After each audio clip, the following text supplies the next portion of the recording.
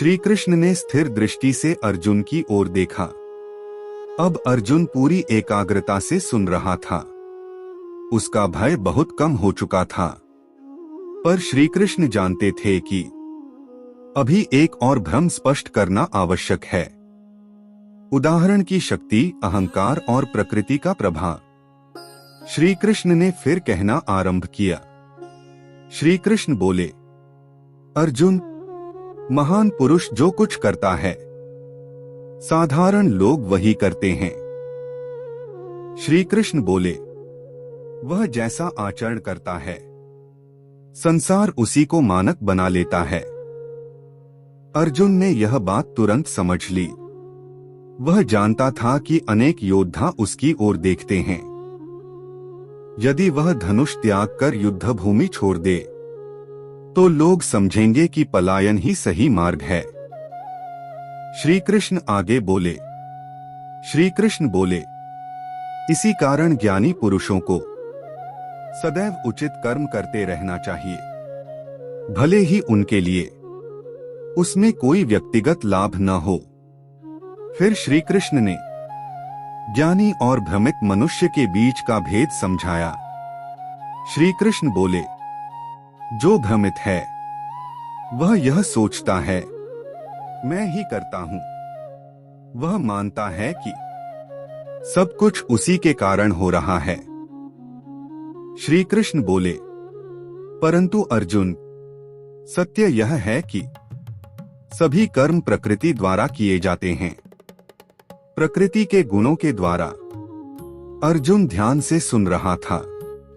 श्री कृष्ण बोले, शरीर, इंद्रियां और मन अपने अपने स्वभाव के अनुसार कार्य करते हैं, पर जो अहंकार से घिरा है वह यह सोचता है सब मैं कर रहा हूं।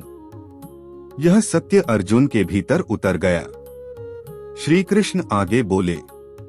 श्री कृष्ण बोले, ज्ञानी पुरुष यह जानता है कि प्रकृति ही शरीर और मन के माध्यम से कर्म कर रही है, इसलिए वह अहंकार और गर्व से रहित होकर अपना कर्तव्य करता है। फिर श्री कृष्ण ने अर्जुन को सीधा और दृढ़ आदेश दिया। श्री कृष्ण बोले, इसलिए अर्जुन, अपने सभी कर्म मुझे अर्पित कर दो।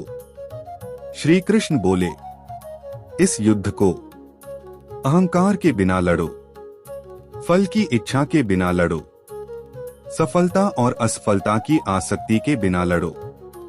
श्री कृष्ण बोले, मैं और मेरा की भावना छोड़ दो, दुर्बलता को त्यागो और उठ खड़े हो। ये शब्द सीधे अर्जुन के हृदय में उतरे। फिर श्री कृष्ण ने चेतावनी दी। श्री कृष्ण बोले, जो लोग इस उपदेश की निंदा करते हैं और इसे नहीं अपनाते वे अपने ही भ्रम से अपना विनाश कर लेते हैं।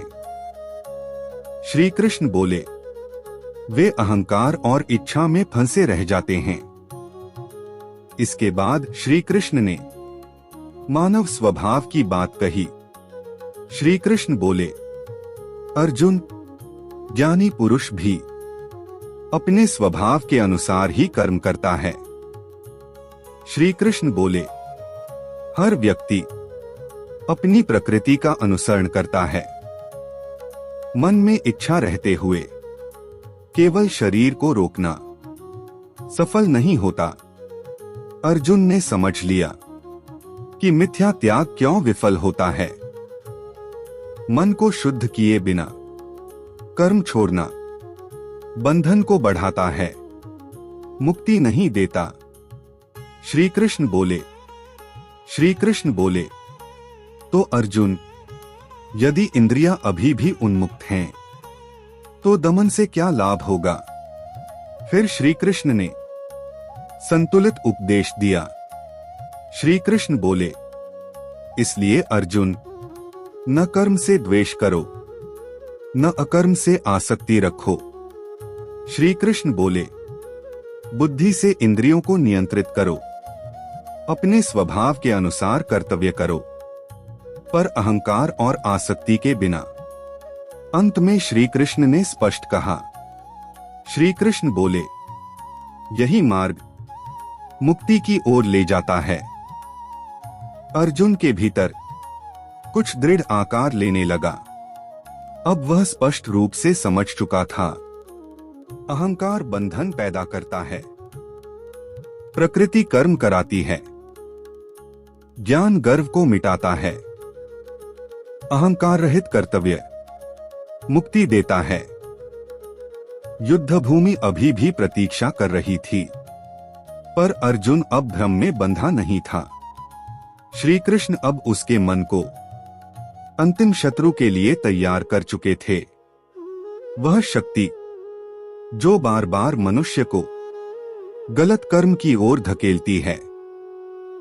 अगला उपदेश उस शत्रु का नाम स्पष्ट रूप से बताएगा।